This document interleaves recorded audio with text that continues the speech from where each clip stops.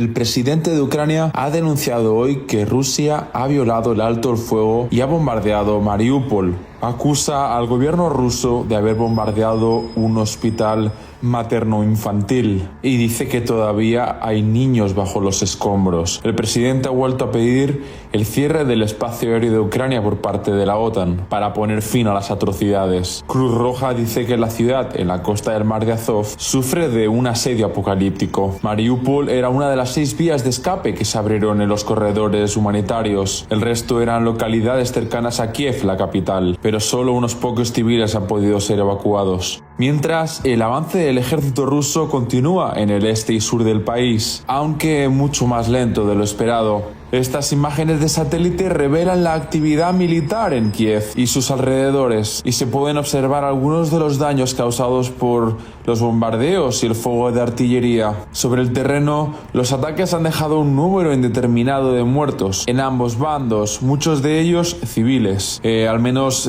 474 habían muerto ya desde que empezó la ofensiva, según datos de la ONU, aunque la propia agencia reconoce que los datos son incompletos. El gobernador de Donetsk informa que solamente en la sitiada ciudad de Mariupol habrían muerto 1.200 civiles desde el inicio de los combates y unos 2,2 millones de personas han huido de Ucrania por esta guerra. Estos ataques que se han producido suceden horas antes del Don't start a business, buy an existing business. You don't have to be a rich investor with encuentro que van a mantener el ministro de Exteriores de Rusia y de Ucrania en Turquía como mediador. Será el primer encuentro de este tipo de alto nivel desde que comenzó la guerra, aparte de las mesas de diálogo que había en la frontera bielorrusa. Desde Kiev acusan a Moscú de mentir, entre otras cosas, porque Rusia se había comprometido a facilitar la salida por 6 corredores humanitarios y según ellos Rusia habría roto ese pacto bombardeando hoy Mariupol, como decíamos.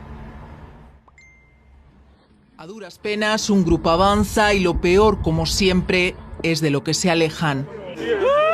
Ella encuentra el consuelo entre sus brazos, él trata de darlo en vano. Dentro solo hay tiempo para salir como se pueda. Una mujer de parto es uno de los 17 adultos heridos. De los niños no se cuentan con cifras, pero por las conversaciones sobre el terreno se habla de menores trasladados a otros hospitales. El ataque, lo primero que hemos visto ha sido a través de las redes sociales del presidente Zelensky. Se ha preguntado hasta cuándo el mundo va a ser cómplice del terror. A esa llamada, por respuesta por ahora, la condena la ONU, la Casa Blanca, Londres. No es la primera vez que la artillería rusa descarga sobre objetivos tan sensibles. 18 ataques a hospitales, calculan en la OMS. Por hoy, nada de esto tendría que haber ocurrido en Mariupol, donde su ayuntamiento sitúa en 1.200 los muertos en casi 2 semanas, porque Rusia se había comprometido a respetar los corredores. Kiev denuncia que de los 6 abiertos la mayoría no ha funcionado. A pesar de eso han conseguido evacuar a 40.000 personas. En un día en el que Moscú ha reconocido su primera mentira en esta guerra. Sí mandó a reclutas al frente, detalles que poco importan a quienes no saben dónde conduce este conflicto. Cuando se cumplen ya 2 semanas del inicio de la guerra en Ucrania, podemos ver que no hay señales de que vaya a terminar pronto. Y mientras suena música patriótica en el centro de Kiev, el presidente de Ucrania, Volodymyr Zelensky, ha pronunciado un discurso dirigido a las tropas rusas. Nuestra resistencia durante casi 2 semanas os ha demostrado que no nos rendiremos, porque esta es nuestra casa, son nuestras familias y nuestros hijos. Lucharemos hasta que podamos recuperar nuestra tierra, hasta que respondamos plenamente por nuestra gente asesinada, por nuestros hijos asesinados. Todavía podéis salvaros si os vais a casa. No creáis a vuestros comandantes que dicen que aún tenéis una oportunidad en Ucrania.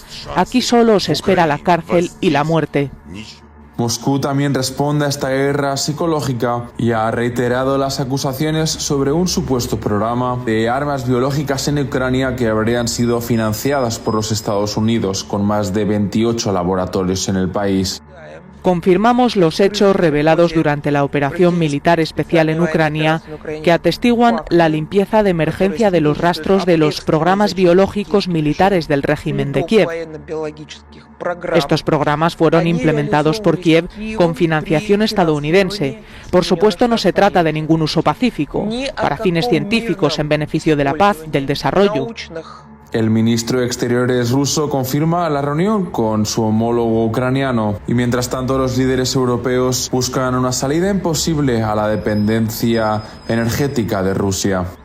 No me comprometería a cortar nuestro suministro de petróleo y gas de Rusia hoy. No es posible porque necesitamos el suministro. Y esa es la incómoda verdad, ha dicho el primer ministro de Países Bajos. Una realidad que preocupa a los países europeos y que ha abierto las primeras grietas en el bloque occidental ante la guerra de Ucrania. Ese ataque que veíamos en Mariupol es la principal imagen del día, pero también hay otra noticia preocupante y es la seguridad de las 5 centrales nucleares de Ucrania. En este mapa podemos ver en las zonas que están de color azul, que serían las zonas que ahora mismo ya están bajo control del ejército ruso. Y hace unos días los combates que se originaron en Zaporilla ocasionaron desperfectos y un incendio en la central nuclear más grande de toda Europa que se encuentra en ese lugar. Pero finalmente los combates no afectaron a las zonas sensibles de la central y no fue en aumento. Pero ahora Kiev anuncia que Rusia ha cortado el suministro eléctrico de la central de Chernóbil, que ya sufrió un accidente en el año 1986 en su reactor número 4. Los otros 3 ya no funcionan tampoco, pero el sistema eléctrico permite refrigerar el combustible que queda allí.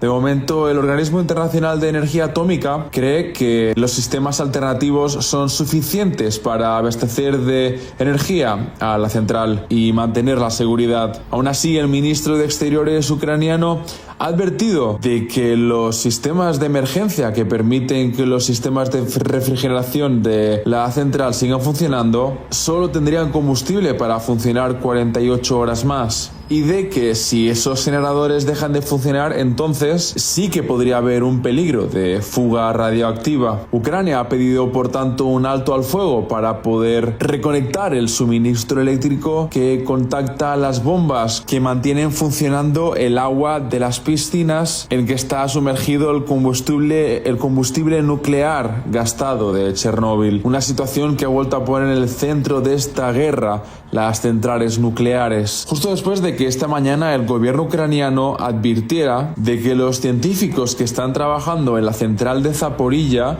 están siendo obligados a trabajar por los rusos en unas condiciones insoportables e incluso bajo presiones y torturas, según afirman. Los ataques rusos han cortado totalmente el suministro eléctrico de la planta nuclear de Chernóbil.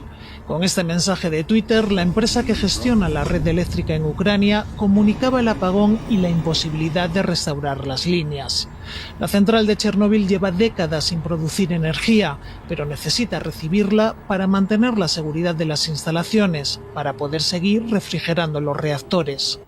El sistema de refrigeración de momento está funcionando gracias a unos generadores de emergencia, pero el ministro de Exteriores ucraniano advierte que solo tienen autonomía para 48 horas y pide a Rusia un alto al fuego para poder arreglar el tendido eléctrico. Si no se enfrían las instalaciones, dice el gobierno ucraniano, podría haber riesgo de fuga radioactiva aérea, aunque la radioactividad, dicen los expertos, ha perdido mucha intensidad con la inactividad de estos años. Por favor, no olviden dejar sus comentarios